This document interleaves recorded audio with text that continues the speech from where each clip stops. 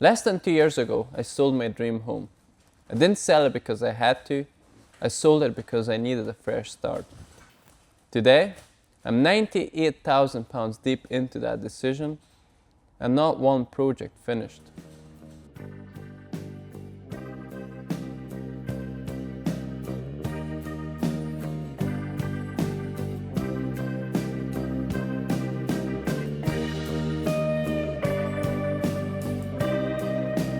I thought I was escaping, feeling stuck. Yeah, the whole car is just shaking, that's how bad it is. Instead, I built a different kind of pressure.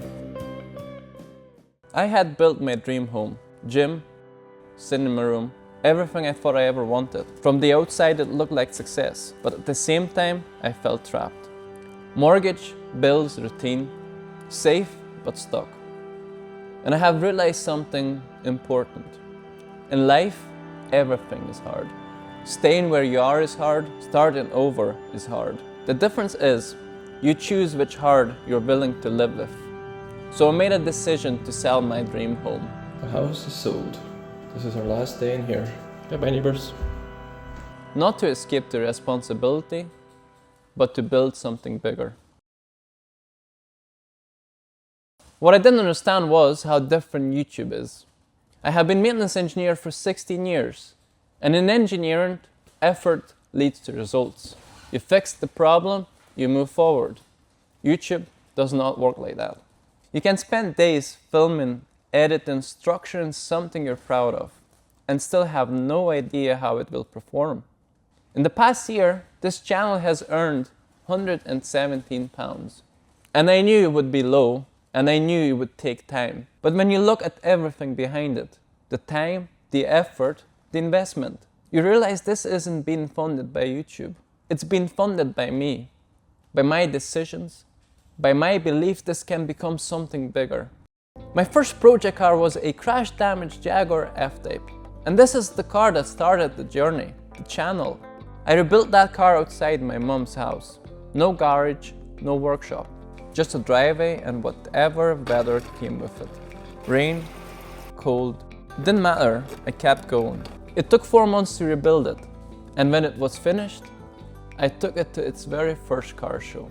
So the day has came. Today is an exciting day. We are ready to go to the car show. Is the car show worthy? I think it is. Standing there looking at it, it wasn't just a car anymore. It was proof that this idea might actually work. The plan was simple: finish it, sell it, and use that momentum to build a proper garage. But that's where the things started to change. The Jaguar had an issue. It's really lumpy because there's no air mass sensor. From the very start, a rough idle. At first, I thought it was something simple. The MAF sensor was missing, so I replaced it with the second-hand one from eBay. But the rough idle didn't go away. So I replaced it again with the brand new, genuine sensor. Spark plugs, PCV valve, everything that normally fixes this kind of problem. But nothing changed. I have even went to the main dealers to see if this is a common issue, and they think it's something very serious. So now, the car that meant to move everything forward is standing still. Around 2 weeks before the Jaguar was finished, something very unexpected happened.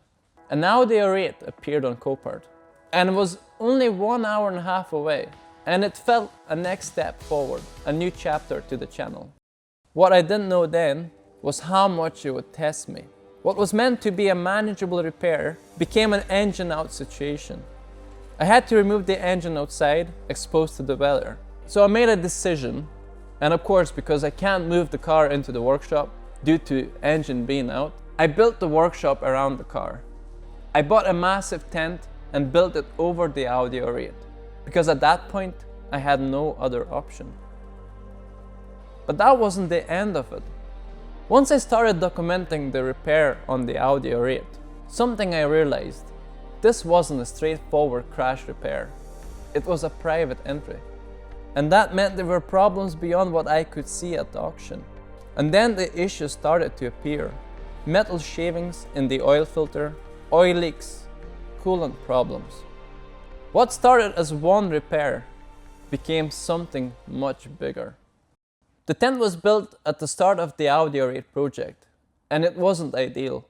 But it was the only way to keep going. I even installed rubber mat flooring, trying to create something stable.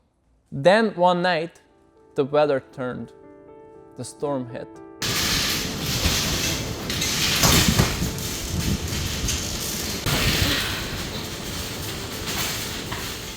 The tent nearly got destroyed.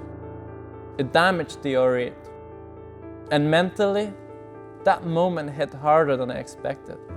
Because it wasn't about the damage, it was about the feeling. Every step forward came with something pulling back. And this is where I am today. Exactly 1 year later, 98,000 pounds deep into this journey, the Jaguar unsorted, the Audi R8 unfinished, and the garage not built. And for the moment, it feels very familiar. That feeling of being stuck. But this time is different. The Jaguar and Audi were never final destination. They were the stepping stones. Stepping stones towards something bigger. Car's finally here. How do you like your new car? Love it. Man of faults. It's like a Christmas tree in here. This was the first project that meant to start this journey. Start of the YouTube channel. I have bought a salvage car, which is sitting there under the covers. But I wasn't ready. Subscribe and stay tuned. I needed to grow. But right now, everything depends on finishing what I already started.